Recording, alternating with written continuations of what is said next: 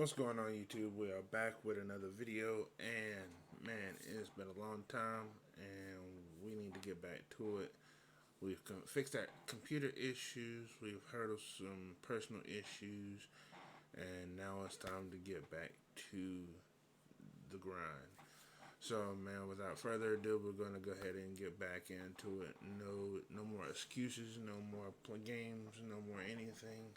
We're just gonna go ahead and show out because we got a lot to cover and a lot of videos that need to be pushed out there, man. So, y'all get your popcorn, sit back, relax, and join in the conversation in the comment section down below. But of course, make sure you hit that subscribe button because I want to make sure that we reach everybody who needs to. Hit that share button so your friends can join in the conversation as well. And of course, before you can even see the video, make sure you hit that notification bell so that you know that as soon as I drop my videos, you gonna know as well. So, without further ado, we're gonna go ahead and get into it and jump into those Bleach videos that I've been promising you since about this time last year, uh, because we knew they were coming and we knew they were going to be so much for us Bleach fans to rejoice on. But we were not expecting what we got. And the cast of Bleach, the production team of Bleach, and Taite Kuba, they did their thing, brother. The art and animation on this joint is absolutely positively amazing. I'm so happy to be a Bleach fan right now. You know, all the talks of all the merch, all the games, all the everything else that was going around was just like, you know, we heard it all before, but we never really had any true feelings about knowing if it was coming around because we just heard it so many times before for 10 full years from March of 2012 until October of 2022. We had to wait patiently while Bleach was getting his name slandered. People trying to take it out of the big three, which is impossible because that's based on numbers that cannot be rewritten. But hey, Bleach has come back in full effect and is proving why they were a part of that big three. And now getting their respect once again and showing out in tremendous fashion. And I'm loving it. Every Bleach fan is loving it. All the bandwagoners are seeing what they missed out on. And now I get a chance to review those with you. Though I'm behind, we'll catch up because we got a little bit of time before the second course starts. But we got time to catch up, and that's what we about to do. So without further ado, let's go ahead and get to it. So of course, can't be spoilers at this point, but you know, this 1,000 year blood war, man, this is going to be the bloodiest, most insanely violent arc of any of the Bleach arcs, and I'm so happy that they chose to like not hold back. This joint is completely uncensored. It's beautiful. It's got blood, guts, people's heads getting chopped off, and everything. It's like, yo, the true essence of what a war is. It's crazy. But that first episode, man, like the the gauntlet was thrown. The Quincy's came. There was like, yo, we're finally back at full strength. We got our king here. He is going. He's ready for battle. He's ready for this war. That's 1,000 years in the making. But they did the whole 900 years, 90 years, 9 years, and then he, bruh, like it's insane. I can't even think of it right offhand, but I'll put it up on the screen. And then, of course, their original objective to start out to play around was to just eliminate a whole bunch of hollows and offset the balance between the Soul Society and the world of the living. But Kuratsuchi was on it. He was like, man, you know what? You ain't gonna play me like this. You know what? I really am supposed to get some authority, some permission from the head captain, but he's slowing around. We need to go ahead and handle business and get down to it because, you know, this ain't no joke. We're talking about the whole, all the worlds clashing together and, you know, mayhem. End of the world as we know it. So, you know, he was like, if I don't move, it's gonna be game over. Game over.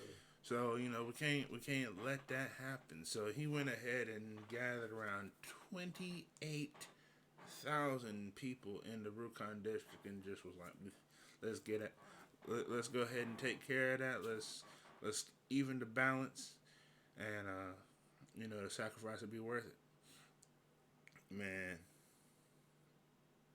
Kuratsuchi is a heartless joker, but he did what needed to be done right there. So I commend him for that. But man, I hate that something like that had to be done. All those innocent souls that had to be sacrificed because of what the Quincy's were doing in the world of the living.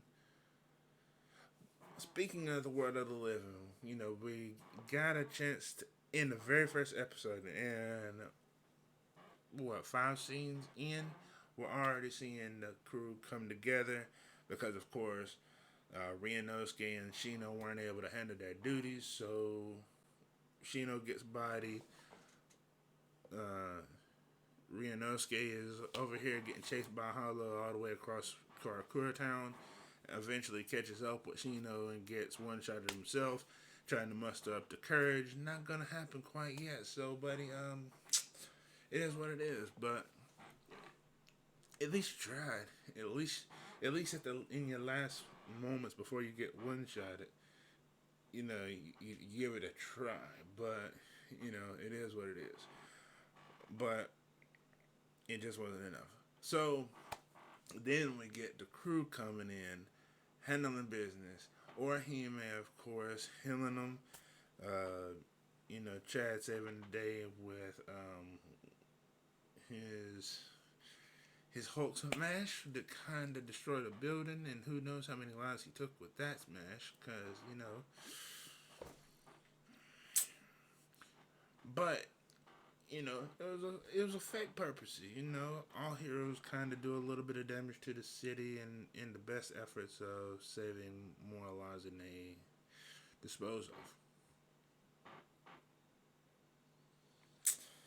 But yeah. So then, of course, we get my boy Ichigo who comes through and shows off his Bankai. This man just showing off for no reason. Didn't have to go Bankai for that, but of course we hear the iconic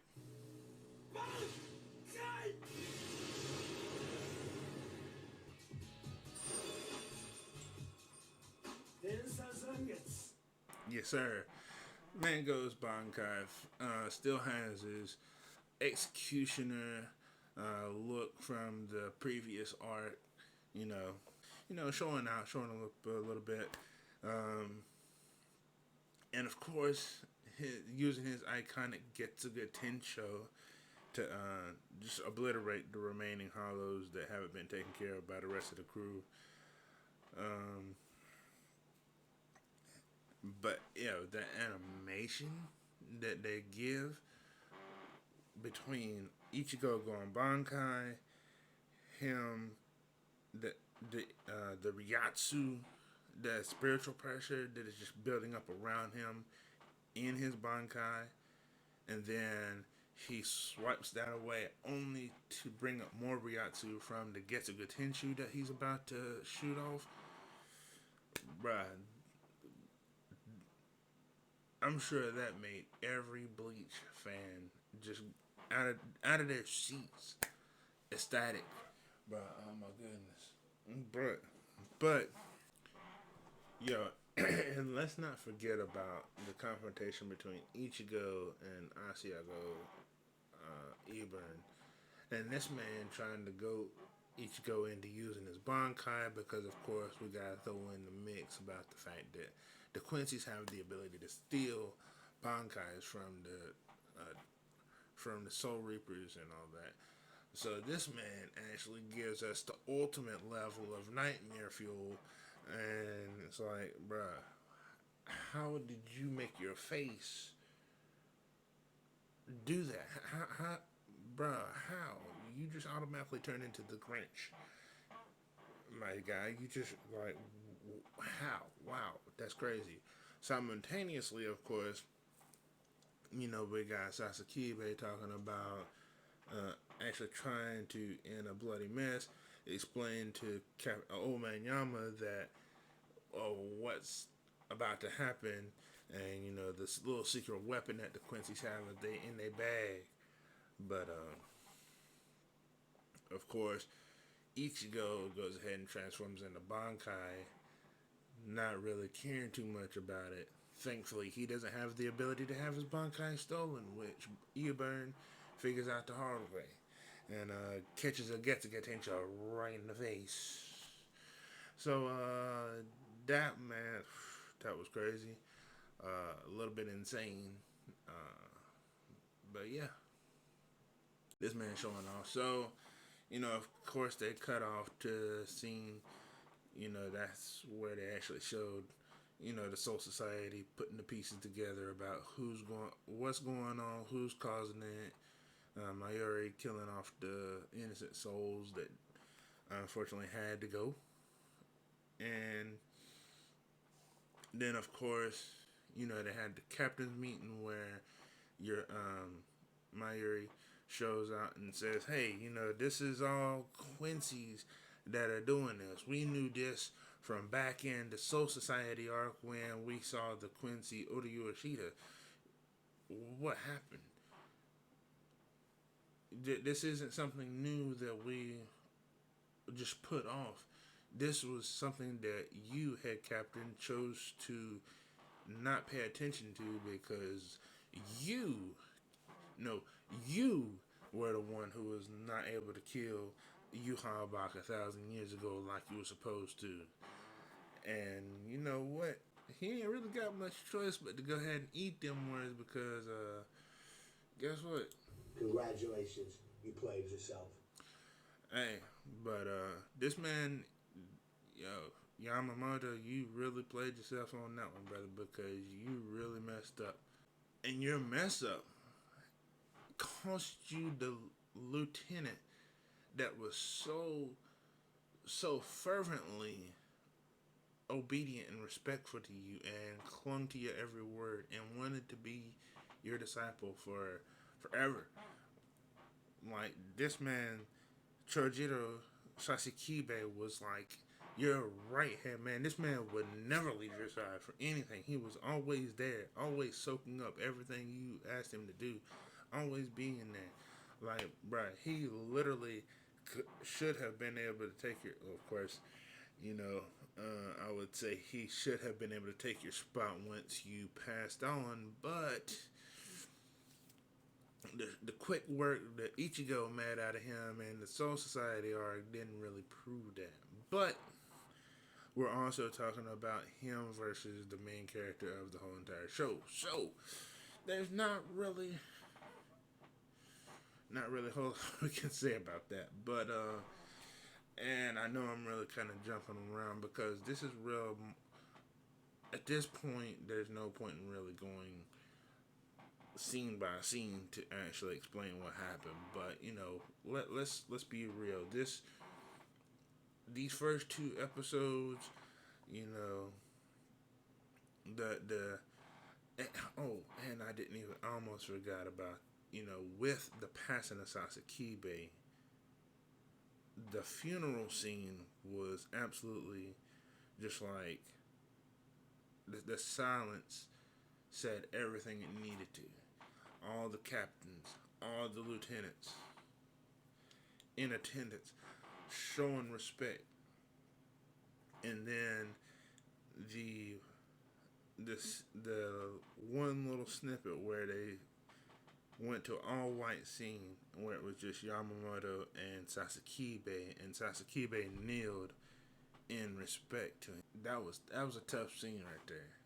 And then of course, they I don't remember if this was, I believe this was episode 2, but they kind of brought in what everybody keeps on calling the Walmart brand Eisen, which was like the 60 of Squad 3. I can't remember what squad he was in, but he came in and was explaining the history behind the Soul Reapers and such. Um, just trying to go ahead and kind of fill in that balancer story that I told you about before. The whole, you know, Quincy's just completely extinguished life instead of like the Soul Reapers, who actually, when they kill a Hollow, they go back into the circle of life of, you know, um, reincarnation. So I mean, that's essentially the whole balancer thing, and the Walmart brand Eisen had to be the one to tell the story, but he did his thing, man. He was actually a really cool looking character, and I really wish they hadn't made him look so much like Eisen, so that people wouldn't make that correlation, because he could actually been a really cool character if they would have gave him a little bit more shot. But it is what it is on that. But essentially, that's where we live off with the first 2 episodes. I don't want to go too far into it. And I believe I actually may have gone into 3 episodes. But that's where I'm going to wrap up from here. We're going to cover a few more episodes in the next video. But I don't want to make these videos too long because, of course, I just came back and I don't want to bore y'all too much with a super long video that y'all going to be like, yo, this man just now came back and he's already trying to milk it for everything it's worth. Now, I ain't going to do that to y'all. So I'm going to try and keep these 2, maybe 3 episodes at a time, so that we can kind of pace ourselves a little bit. But for now, I'm going to drop it there. Appreciate y'all for tuning in. Appreciate y'all for showing love and sticking with me for all this time, man. I know I haven't made it easy with all the hiatuses that I keep on taking, but we're gonna push through, and we're gonna do what we can to hold it down. And until next time, I'll holler at y'all. Peace.